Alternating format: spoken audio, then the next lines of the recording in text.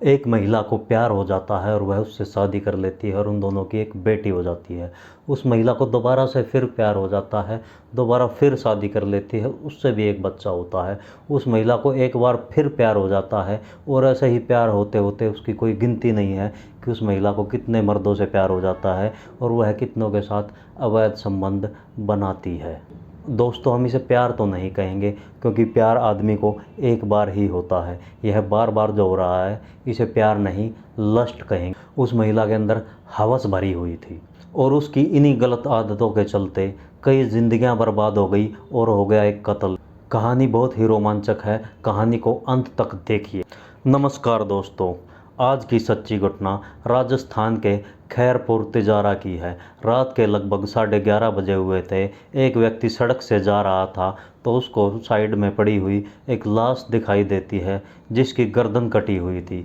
वह तुरंत 100 नंबर पर फ़ोन करके पुलिस वालों को बुलाता है। पुलिस मौके पर पहुंचकर लाश को अपने कब्जे में ले लेती है और पोस्टमार्टम के लिए भेज देती है। अगले दिन सुबह पुलिस फोरेंसिक टीम के साथ वहां पर आती है और घटनास्थल का जायज़ा लेती है। तो वहाँ कुछ दूरी पर एक हेलमेट पड़ा हुआ था। हेलमेट बिल्कुल नया था, कोई ऐसे तो फेंकेगा नहीं। पुलिस उसको भी कब्जे में ले लेती है। तो जाकर 150 मीटर की दूरी पर एक नंबर प्लेट पड़ी हुई थी किसी वाहन की।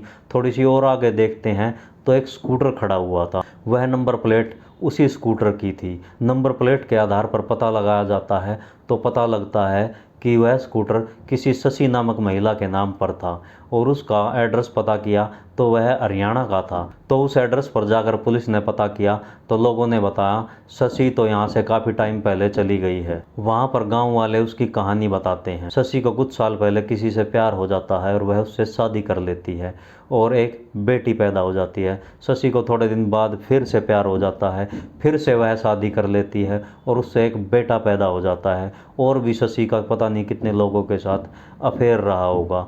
तो लोग बताते हैं कि शशि यहाँ से गांव छोड़कर काफ़ी टाइम पहले ही इंद्रपाल के साथ चली गई थी। इंद्रपाल उसका दूसरा पति था। राजस्थान में एक जगह है खैरपुर तिजारा, उसकी सोसाइटी आनंदा ग्रीन में वह एक फ्लैट लेकर अपने बच्चों के साथ रह रही थी और वहाँ पर सिक्योरिटी गार्ड का काम कर रही थी। तो फिर पुलिस उसकी सोसाइटी में पहुंच जाती है। सोसाइटी में जाकर पता चलता है कि शशि वहाँ भी नहीं है। वह तो 15 दिन पहले ही वहाँ से मकान खाली कर कर जा चुकी है। पुलिस अपने मुखबिरों को तेज करती है और पता लगवाती है कि इस महिला के बारे में पता लगाओ। तो एक दिन मुखबिर का फ़ोन आता है और वह बताता है पास की ही एक सोसाइटी में वह महिला अपने बच्चों के साथ रह रही है। पुलिस वहां पर जाकर जांच पड़ताल करती है और उससे सवाल जवाब करती है तो वह पुलिस के सवालों का सही तरीके से जवाब नहीं दे रही थी। तो वह पुलिस के लिए प्राइम सस्पेक्ट बन जाती है।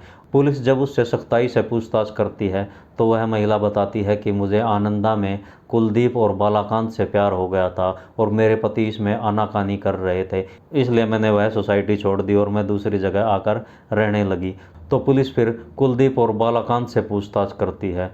तो पहले तो कुलदीप और बालाकांत कुछ भी बताने में आनाकानी करती है। पुलिस जब 3rd डिग्री का इस्तेमाल करती है और सख्ताई से पूछताछ करती है तो वह सारी कहानी बता देते हैं। तो वह बताते हैं कि हमें शशि से प्यार हो गया था, हम उससे अवैध संबंध बनाते थे, उसका पति बीच में रोक टोक करता था, इसलिए हमने चुपचाप ही शशि को दूसरी सोसाइटी में रूम दिलवा दिया।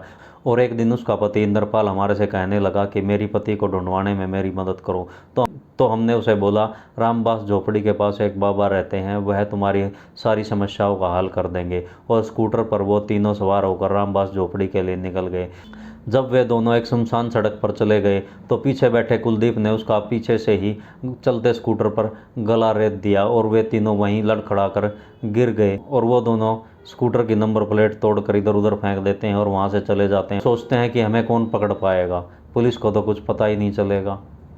लेकिन पुलिस जब अपने वाली पर आ जाए और ईमानदारी से काम करे तो कानून के हाथ सचमुच में बहुत लंबे होते हैं। कानून से कोई नहीं बच सकता, चाहे वो कितनी भी तह के अंदर छुप जाए, पुलिस उसको ढूंढ निकालती ही है। और इस केस में भी यही हुआ। पुलिस सारे मुजरिमों को पकड़ लेती है, लेकिन कुछ लोगों की ज़िंदगी इससे बर्बाद हो गई। इस महिला के कारण इसके पहले पति की ज़िंदगी मझधार में अटक गई, इसके दोनों बच्चों की ज़िंदगी खराब हो गई और बालाकांत और कुलदीप को जेल जाना पड़ा और इसके पति इंद्रपाल की मौत हो गई। इतनी ज़िंदगियां इस महिला के अवैध संबंधों के कारण, इसकी अय्याशी के कारण खराब हो गई। मैं कानून हो सकता है जेल से बाहर आने के बाद इस महिला को दोबारा से किसी से प्रेम हो जाए और भी लोगों की ज़िंदगियां खराब करे। ऐसे आदमियों को सख्त से सख्त सज़ा दी जाए। ऐसे आदमियों के लिए समाज में कोई जगह नहीं है। आज की कहानी सुनाने का उद्देश्य हमारा किसी का दिल दुखाना नहीं है। हमारा उद्देश्य है कि अवैध संबंधों में ना पड़ें और सतर्क रहें, सावधान रहें। जय हिंद। अगर आज की वीडियो पसंद आई हो तो वीडियो को कर देना लाइक और चैनल को कर देना सब्सक्राइब। फिर मिलेंगे एक नई कहानी के साथ। तब तक सतर्क रहें, सावधान रहें।